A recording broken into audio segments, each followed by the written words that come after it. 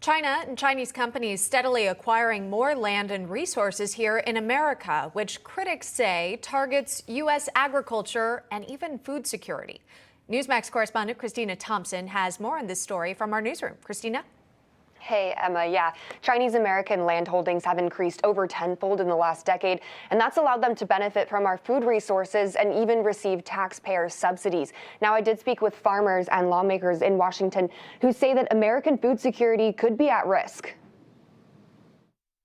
As American farmers watch, China buys up valuable farmland, freely reigning over supply, distribution, and processing with little oversight. I'm really skeptical that the Chinese are wanting to buy American land to make sure the American consumer has affordable food in the future. Putting land-seeking Americans at a disadvantage on their own turf. Just ask rancher Steve Stratford. As these farms and ranches are passing to the next generation, the hurdles are almost insurmountable. If you got to try to bid against or take out a foreign country or a billionaire investor in the payment, in production agriculture just won't reach. By 2020, China owned over 190,000 agricultural acres in the U.S. That's almost $2 billion worth of farms, ranches, and forests, according to the Agriculture Department. It looks to me like the motives for our food production and processing to be foreign owned and put the American producer out of business, which we've sent all the jobs and all the manufacturing, somewhere else to exploit cheap labor so corporations can get wealthy. It's a problem catching the eyes of some lawmakers. That truly is a food security issue. Primarily, we as a country want to have the ability to feed and clothe and fuel our economy and our population. It's why farmer and Representative Dan Newhouse from Washington State introduced legislation that would prohibit Chinese purchase of agricultural land. But still, with China having already staked their claim in the world ag game, like owning 50% of the world's corn production, the damage might be done. Farmers like Stratford now just hoping we aren't past the point of no return. Now, in total, there's a little over 35 million acres of foreign land owned across the nation. However, only about 0.5% of that is owned by China. Newhouse says, though, that number is still significant and that we need to take action now as the growth of Chinese land purchasing is something to continue paying attention to.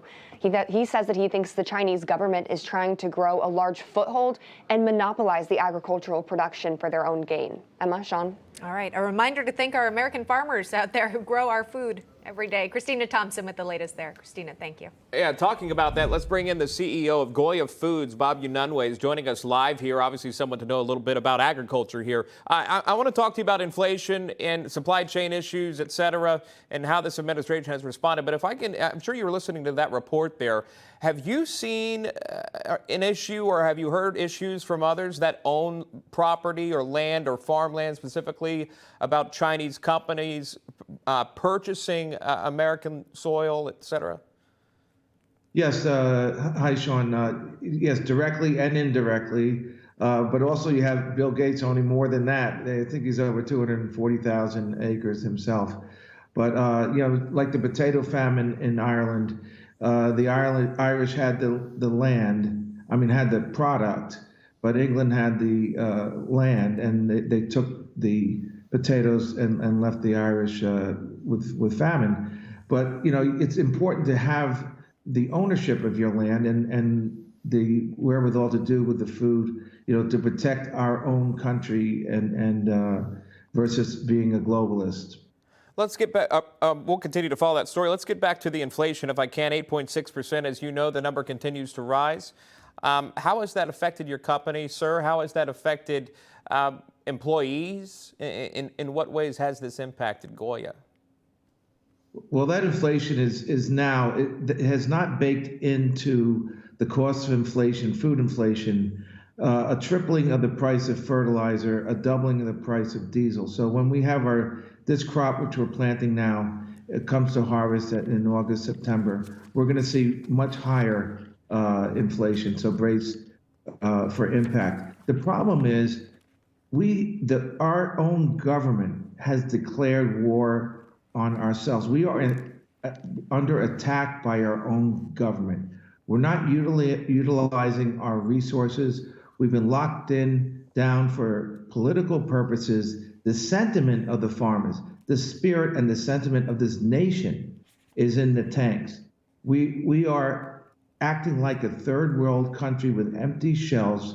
I have a daughter-in-law from Venezuela. This is what happens. And so, but we have foolishly not utilized our resources where we have it in the ground or in a pipe, no transportation, to buy heavy, dirty fuel, ship it at 10, transportation has gone up, ocean freight has gone up tenfold.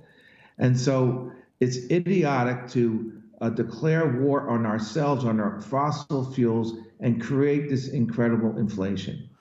You've seen the gas tax holiday announcement by President Biden wanting to lower that for remove it or pause it, let's say that, for 3 months. It would lower costs of gasoline, 18 cents a gallon. It would lower costs of diesel, which is what I'm sure many of your tractors run on, by 24 cents a gallon. Is this relief to you? That's a Band-Aid and a very small one at that. We declared war on our fossil fuels. And so instead of having our fuel at cost, we're going and buying fuel, bunker, crude, much more expensive in foreign oil. We're gearing up our own refineries to refine foreign oil. And then we're going to ship that with bunker fuel, which is very dirty. We're going to, at ecological risk of shipping oil, much more expensive.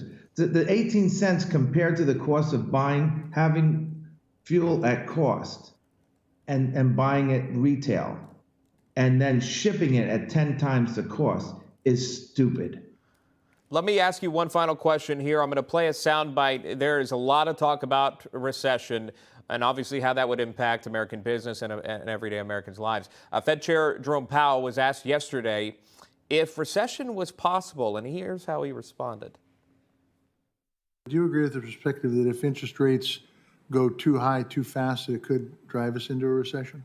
It's certainly a possibility. It's not our intended outcome at all, but it's certainly a possibility. And frankly, the events of the last few months around the world have made it more difficult for us to achieve what we want, which is 2% inflation and still a strong labor market. Yeah, 2 quarters of negative GDP, that would get you into, quote, recession territory. Your final thoughts on that from the Fed Chair? This is totally self-inflicted, unnecessary. We didn't have to be here. We've unraveled this country within a period of 18 months. We withdrew from Afghanistan. We showed incredible weakness. We're not there to protect the vulnerable. If we don't protect ourselves, we will be the next victims. And this is all for politics. It's disgraceful.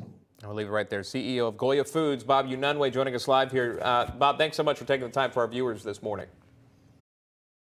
Hey, I'm Rob Finnerty. Thanks for watching. If you enjoyed this video, please join the conversation in the comments below. Don't forget to subscribe, too.